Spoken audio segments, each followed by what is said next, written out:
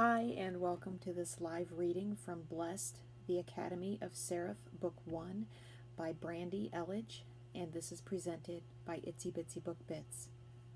Prologue. Every angel who sat at the round table was grieving. All 15 of them had invested something in humanity and hated to see what they thought of as their children suffering. They all had been instructed to do nothing, but the cries of the mortals hurt their souls. An unstoppable disease burned through the land. It didn't stop for the young or old, the strong or weak. It spread wide with an unforgiving vengeance. 15 angels had gathered to comfort each other. They were the mighty archangels, the ones who were the defenders, and yet they were unable to defend the weak ones, the humans. Azrael was the first one to speak. "Is there anything we can do?" Haniel sighed.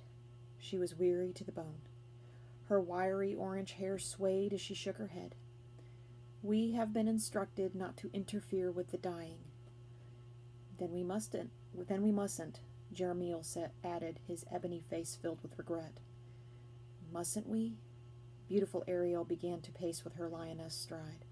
"Yes, we have been taught to obey, but also to think. It's not if they will all die. It is when." Michael, who was never one for words, grunted. He hated to talk unless someone directly asked him a question that required an immediate answer. He sat reclined back in his chair, his masculine form taking up a lot of space. He ran long fingers through his sandy blonde hair as he listened to his brothers and sisters' murmurs. Jophiel, who was beautiful in her own quiet way, watched her sister Ariel pace the floors in their heavenly chambers. Finally, she couldn't take it any longer and said, "Ariel, if you have a suggestion, let us hear it." Her blue eyes twinkled. "What if we give a select few a gift before they go?" Metatron scoffed. What gift could a human need when on death's door? Azrael caught her line of thinking quicker than the others. "You wish to heal them?" "I realize," Ariel began, "that being the angel of death, this would war the most with you, Azrael, but please hear me out. They cry for our help, and soon there will be nothing left of them. We, the defenders, could give them another chance at life." Tears streamed down her porcelain face. "Please, brothers and sisters." Murmurs erupted, but Metatron quieted everyone down. If there was anyone who would understand Ariel's need to save the humans, even if it was but a few, it would be Metatron, because once upon a time, he had also been human. When he spoke, his voice was full of empathy. "Ariel, first of all, any we bless would remain that way.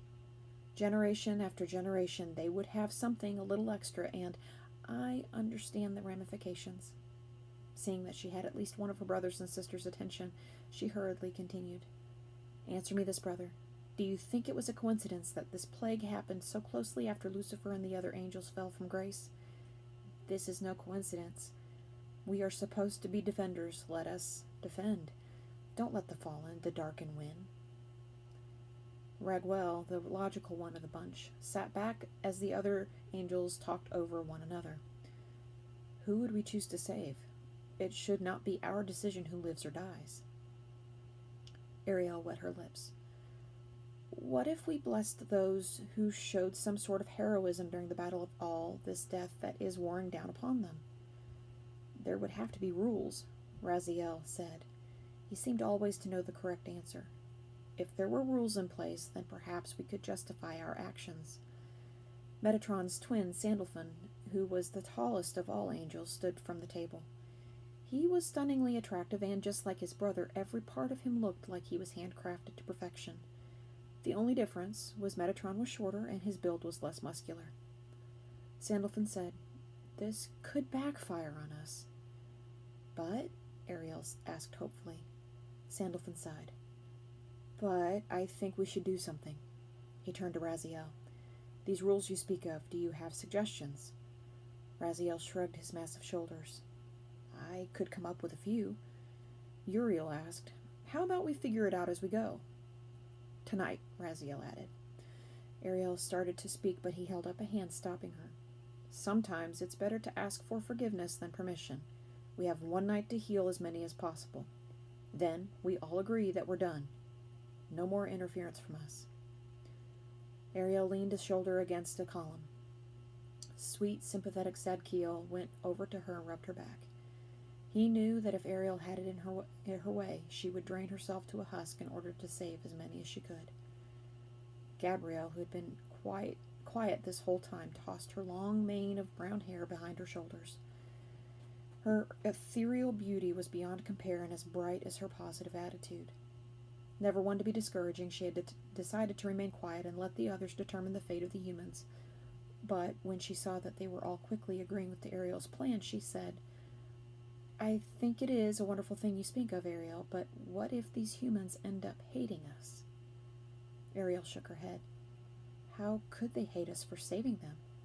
No, we go tonight." Gabrielle sighed heavily when she saw she was losing the battle. She had many attributes, and one of them was her foresight. She quietly asked, "How far are all of you willing to go? Would you still save the humans if it meant your death?" They all agreed, except for Sandalphon, who had been watching her keenly. She refused to meet his eyes in fear that he would see the truth. After a few more minutes of discussing whom the angels would be looking for, they separated into groups of 2, except for the last group, who would be made up of Ariel, Gabrielle, and Sandalphon. Then the angels went off, seeking those who had formidable traits, warriors amongst the humans.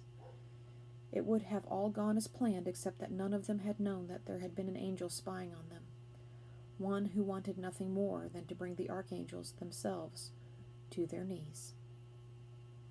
Chapter 1. It was testing day, the day I had feared for more than a year now. 16 was the age in which all the touched or blessed, who I personally called the infected, were hunted down and made to enroll at one of the 2 academies, the Academy of Seraph or Empowered Academy. Recruiters from both academies went near and far to find any of the blessed. The Academy of Seraph had a formal way of finding us.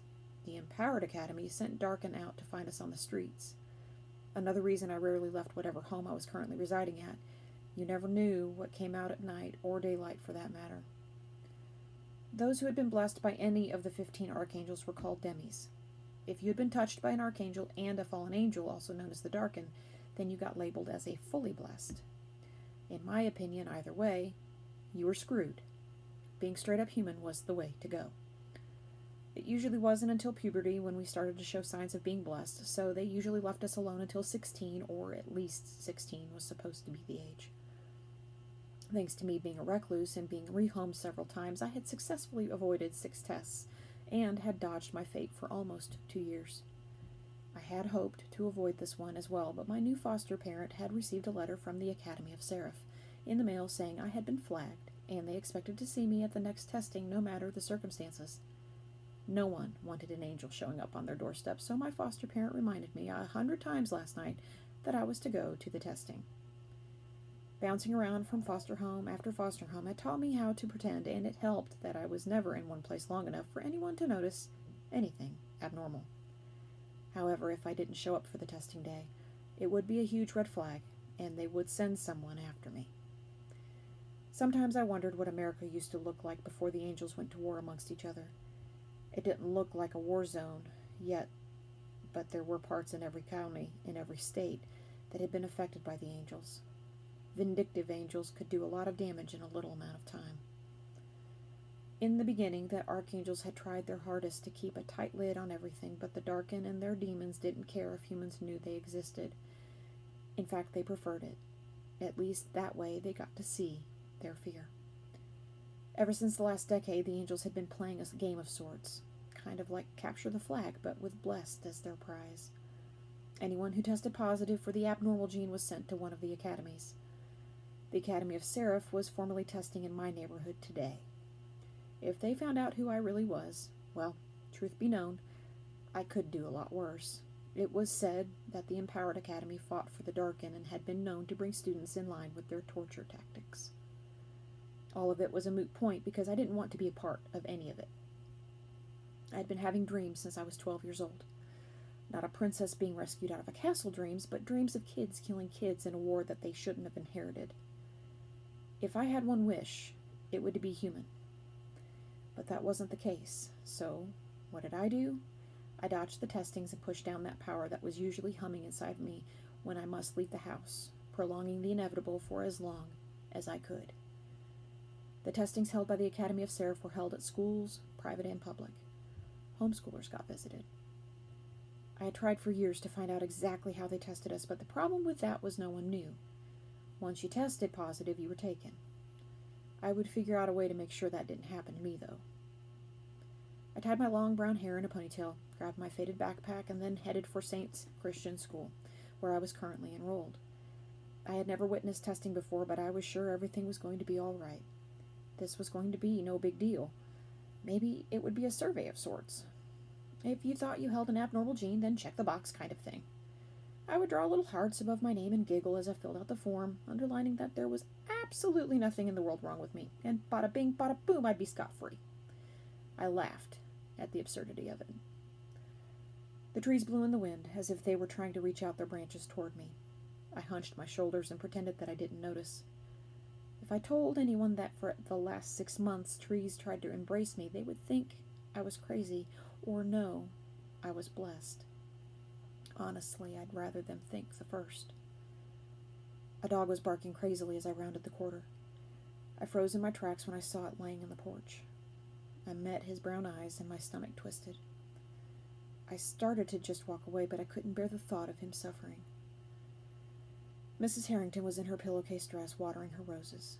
She was half crazy, so would she recognize someone who was touched with a little craziness herself? Doubtful.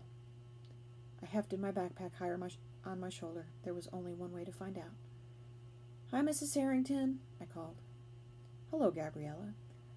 I looked at the old hound dog again. "So, I read an article that the mosquitoes were really bad this season and a lot of dogs were being infected, causing them to have heartworms. I think you should get blue tested." Mrs. Harrington looked to where the hound was laying. "You think so?" "Definitely. He looks like he might not be feeling well." "You know, he has been acting strange. I'll call the vet today." I gave her a warm smile. "Sounds good." She shook a skinny finger in my face. "I just heard on the police scanner that there was demon activity at that mall last night. A pretty girl like yourself can't be too careful. Maybe you should stay away from the mall for a while." I had no money to spend, so that would be super easy. "Yes, ma'am." "Those demons are spreading out of their territory. It'll start with a couple, and then the next thing you know, bam! They will be everywhere, causing damage like a tornado in flat plains." "Yep, well, I better be off, or I'll be late." She gave me a curt nod, and I cast one last glance at the hound before I continued on to school. I shouldn't have stopped, but the damn dog was in pain and suffering. I was infected, which was normally a curse, but sometimes it had its blessings. If Mrs. Harrington called the vet and got blue fixed, then at least I could say what's going on with me was not all bad. 2 minutes of brisk walking, and I've entered the back of the auditorium. I found a seat next to a pudgy kid named Jake. He was super nice, and I wasn't just saying that because he sometimes brought me homemade cupcakes that his mom baked. Jake's face lit up when he saw me. He started rambling about the football game coming up this Friday while kids were filing into the auditorium. Apparently it was a homecoming and there would be a bonfire afterward. Like, I had time to care about things as trivial as after-school parties. I took a deep breath. If habitual liars could pass lie detector tests, I could pass one silly little testing. The principal stood up and made his way to the stage. "Students, I know everyone is excited about today, but please keep the chatter to a bare minimum. This shouldn't take too long, but it will help to speed up the process if each of you listens for your name." He waved for someone who was standing off to the side to come onto the stage. The man was perhaps 21, but the way he moved told a different story. He didn't just walk onto the stage, he moved with an athletic grace that should have been impossible for someone with his large frame. With every step he took, the auditorium grew quieter. Whoever this man was, his presence was domineering. I could see the definition of his muscles poking out under his t-shirt, and I was in the back row. Maybe he was one of the fully blessed? Whatever he was drop-dead gorgeous with his jet black hair and piercing green eyes. "This is Finn Martinez," the principal introduced. "He is the commander of the academy that will be testing you today." As the commander roamed his striking eyes around the crowd with a predatory gaze, I slouched down in my seat with fear that he would be able to somehow read something on my face. I wasn't a fantastic liar, but I was confident that I would be able to answer the appropriate questions asked at the testing in order to avoid going to the academy. I just had to quit freaking out so badly. His voice was deep and sexy as he addressed the crowd. I even heard a couple of girls sigh. As your principal said, I'm the commander for the Academy of Seraph. This should go smoothly. I need to be very clear on what we are looking for today. A student must carry at least 1/10 of the angel gene in them before they can be admitted to the academy. However, that does not mean that they will be able to join the army after graduating. If the student is deemed warrior material, then they will be given a job. If they are not fit for the army, they will be returned home. We will begin right away. My knee jerked up and down nervously. No need to worry just yet or plan an exit strategy. He was probably just going to ask a few questions and send us on our way. Jake had pulled out his phone and was showing me his new Instagram photo, but I was barely paying attention as names began to be called in alphabetical order. Great. Why did my last name have to start with an A?